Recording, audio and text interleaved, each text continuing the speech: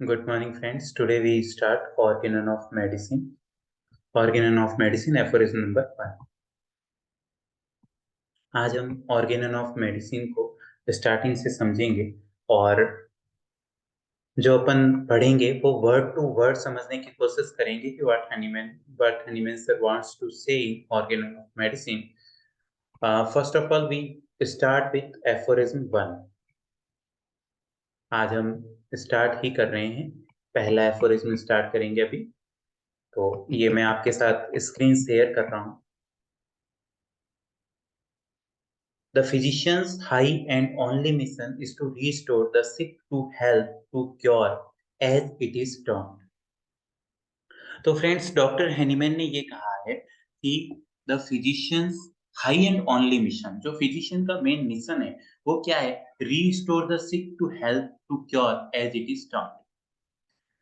मतलब फिजिशियन का हाई और ओनली मिशन सिर्फ ये है कि सिक इंसान को हेल्थ में फिर से रीस्टोर किया जाए और उसको क्योर किया जाए जैसा कि टर्म्ड है।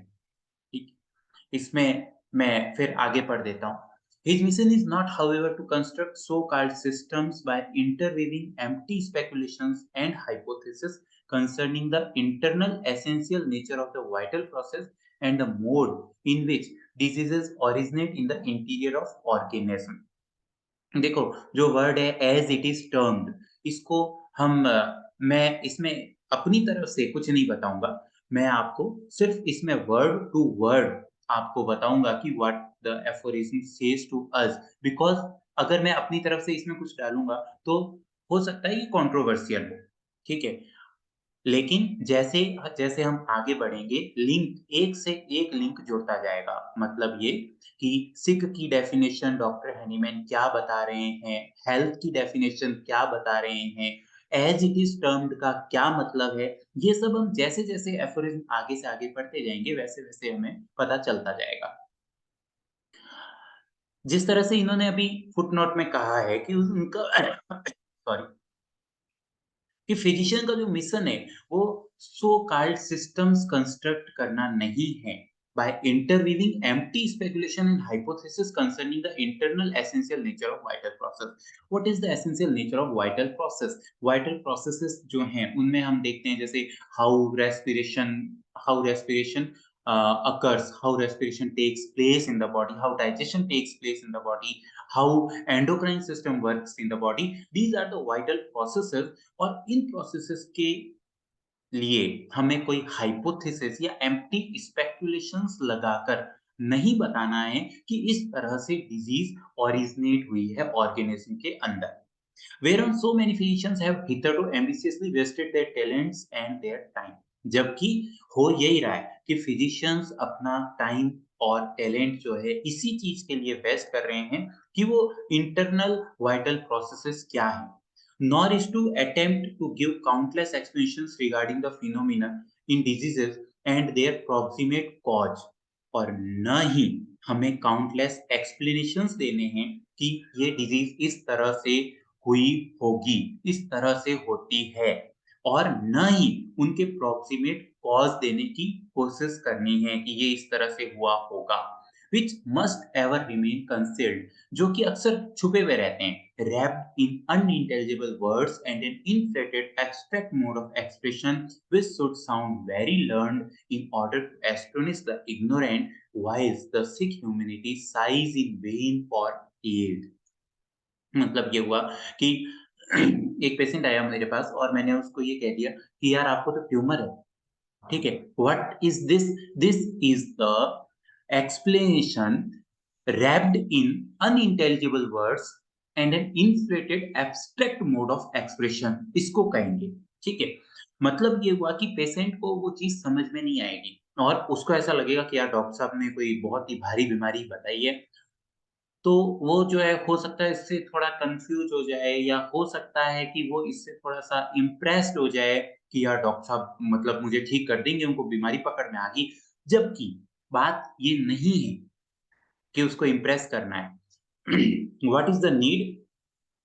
Need to give aid to the sick. Humanity sighs in the vain for aid, मतलब जो ह्यूमैनिटी है, सिक ह्यूमैनिटी है, वो साई कर रही है किसके लिए? एड के लिए। Of such learned reveries to which the name of theoretic medicine is given and for which special professorship are instituted, मतलब of such learned reveries to which the name of theoretic medicine is given, मतलब ऐसा हमें कुछ नहीं करना है जो theoretical medicines जैसे नाम देती है, मतलब ये कि ओहो आपको तो एक्जिमा है, आपको तो ड्राई एक्जिमा है, आपको तो वेट एक्जिमा है, या आपको जो है हेमरोइड्स हैं, ये सब जो है नेम ऑफ डिजीज देने के बजाय हमारा मिशन क्या होना चाहिए? हमारा मिशन ये होना चाहिए कि how we can give aid to the diseased person,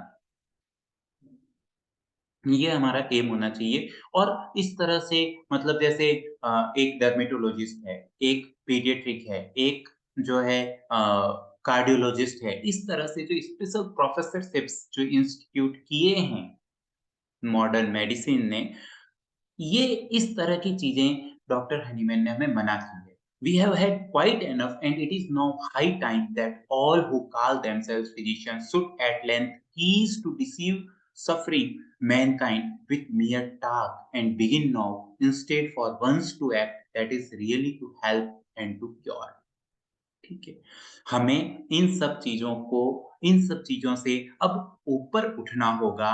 जो लोग अपने आप को फिजिशियन कहते हैं, उन लोगों को अब इस चीज़ को छोड़ना होगा। बातों से पेशेंट को ठीक करने की कला को छोड़ना होगा। बजाय इसके wants to act that is really to help and to cure. और अब जो है हमें क्या करना पड़ेगा?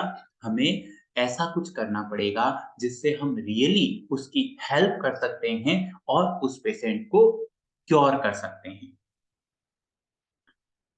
इसमें बहुत सारी चीज़ें ऐसी है जो हो सकता है कि न्यूकमर्स इसको एज़ इट इज़ लें, और जो दूसरे एडवांस्ड होम्योपैथ्स हैं, वो इस चीज़ को बहुत ज़्यादा समझते हों। इनमें काफ़ी सारी ऐसी चीज़ें हैं जिनको अगर मैं एक्सप्लेन करने लगूँ तो उसका बहुत बड़ा एक्सप्लेनेशन होगा।